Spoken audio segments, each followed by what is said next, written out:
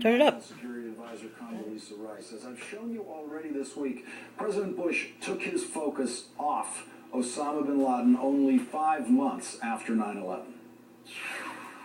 Deep in my heart, I know the man's on the run if he's alive at all. And who knows if he's hiding in some cave or not? I don't know where he is. Nor, I just don't spend that much time on him. But I truly am not that concerned about him. The Bush focus shifted to Iraq, and as we all now know, mistakes were made. Huge mistakes.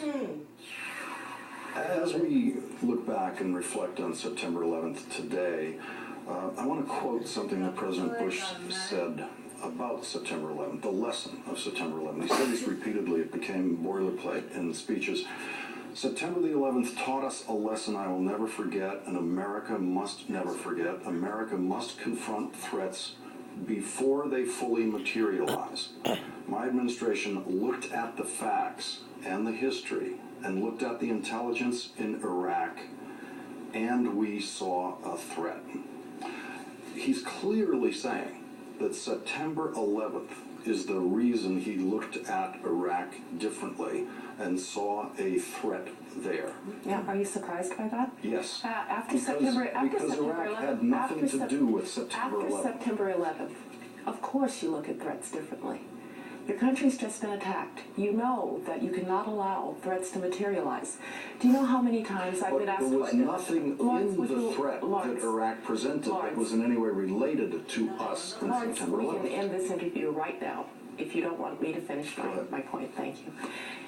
If one looks at what happened to us on September 11th, we didn't connect the dots. There was a threat materializing that we didn't respond to. Saddam Hussein had been a threat from the time that he invaded Iran in the late 1980s through the 1991, when in fact he went into Kuwait, dragging us into war. We thought he had reconstituted his weapons of mass destruction. And in a context in which terrorism and weapons of mass destruction was a nexus that we could not allow, we decided that this was a threat that had to be dealt with. 40,000 casualties later in Iraq, 4,400 American military deaths in Iraq later. Would you say that is the single biggest miscalculation that the Bush administration made, that Saddam Hussein had weapons of mass destruction and must be stopped by those military men who went in there and found no weapons of mass destruction? Saddam Hussein was a threat. He had used weapons of mass destruction. But we now know he wasn't a threat. This was not... Lawrence, are we going to do this with my answers or with your commentary? We had not focused on the fact, you have not focused on the fact, that Saddam Hussein had been a threat to the United States of America, to the Middle East, since he invaded Iran. Now, we made the wrong call then, and we supported him against Iran. He then became a more monstrous threat.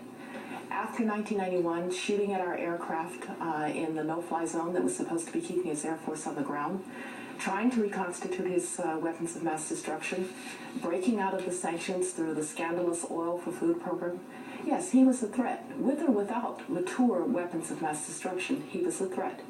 And nothing of value is ever won without sacrifice. Of course, the lives lost will never be brought back. But in Iraq, that is not a threat to invade its neighbors, not a threat to reconstitute its weapons of mass destruction, not a threat to pay Palestinian terrorists as suicide bombers. That's going to be a better Iraq and a better Middle East. And so, in fact, I think that what we did in Iraq will be demonstrated by history to be an important part, an important pillar of a new Middle East. Well, I think history demonstrates that Iraq presented absolutely no threat to the United States whatsoever.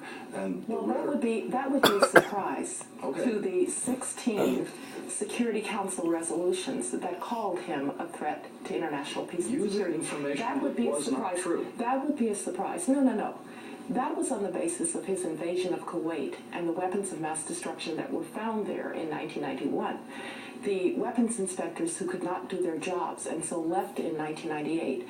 The attack by President Clinton in 1998 to try to bomb those sites. It would be a surprise to the Kurds who he gassed, and the Iranians who he gassed, and the people in the south of his country who he gassed, it would be a surprise to the CIA that considered him a massive threat to international peace and security. I think he was a threat to he was a threat to the Kurds. I do not think he was a threat to New Yorkers. Lawrence, do you think he was a threat to New Yorkers? You obviously have a very different view than the UN Security Council. You obviously have a very different view. New Yorkers you obviously have a very different. You obviously have a very different view than those people who were flying the no-fly zones, like the soldier who's in my class at Stanford, who was shot at by Saddam Hussein. So you may not view him as a threat. Most of the world did. Most of the world didn't, which is why we couldn't assemble the coalition that we would have liked to assemble to go in there. How many countries? No, I have a question for you. No, I have a question for you. I have a question for you. How many countries fought in the coalition? We don't have enough time to review all the history. You've just made a charge. I would like to review you've just made a charge. Your feelings about things you said ramping up to the war. Not until the threat of a mushroom cloud from Saddam Hussein, you now know was completely false. Do you regret saying that? Do you know what? Would you take that back if you could? You know what? You've just made a false statement. You said we couldn't assemble a coalition. How many countries fought in the coalition actually in fought Iraq? And had casualties? How many actually countries fought? Yeah, how many? Maybe a half a dozen actually fought. Oh, I see. So the Georgians who went there and the Japanese who went there and others, firing weapons on the this ground? was not part of the coalition. The people the British and the Australians and the Poles and all of those the Canadians, all of those who ultimately were in Iraq, these were not part of the coalition. Yes, they were. Yeah. So your statement was just false. The mushroom cloud that you were completely wrong about, would you say that was possibly the single worst misstatement by a national security advisor publicly? I said that we could not afford to have it be a mushroom cloud. Where did you think that mushroom cloud would Lawrence, be? you have a bad habit with your guests. You never let them answer a question. Go ahead. Where would the mushroom cloud be? The question was, had Saddam Hussein actually reconstituted his nuclear weapons, or was he trying to? And if you look at the intelligence reporting at the time, it said that he could possibly reconstitute that nuclear capability within a year with foreign assistance, and that he was trying to do it. What I said, he couldn't have reconstituted anything in a year. Why recite things that we know were wrong and have been proven wrong? Because what you know today can affect what you do tomorrow, but what you know today cannot affect what you did yesterday. That's right. So at the time, we didn't know that he had not reconstituted. The intelligence said he was reconstituting.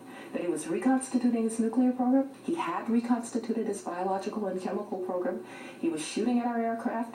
He was a threat to international peace and security. He'd been sanctioned by the UN 17 times on that course. He was a threat. The aluminum tubes that you said were used exclusively for nuclear weapons obviously were not. They were the kind of tubes that were used for rockets. That kind of, when you say that intelligence indicated that, your White House was using intelligence incorrectly. You were misstating what the intelligence actually was. Lawrence, we can do this one way or another, all right? You can let me answer your questions, or you can make rhetorical statements. Let's talk about the aluminum tubes that you were so wrong about.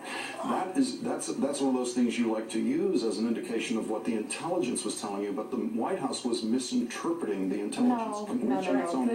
This was not the White House misinterpreting anything.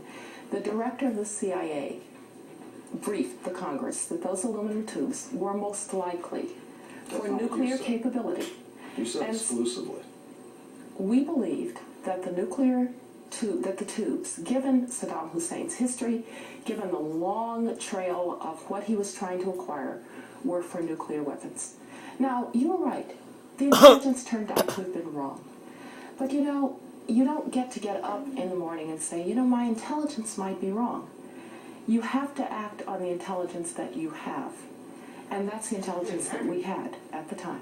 When you look at what we now are calling the Arab Spring, and you look at these uprisings against these dictators in the region, would it have been better now, knowing what we all know now, would it have been better to wait and let history catch up with Saddam Hussein in Iraq. Saddam- Do you think we might Saddam have a Hussein, similar uprising in Saddam Iraq Hussein today? was a threat, and we dealt with the threat.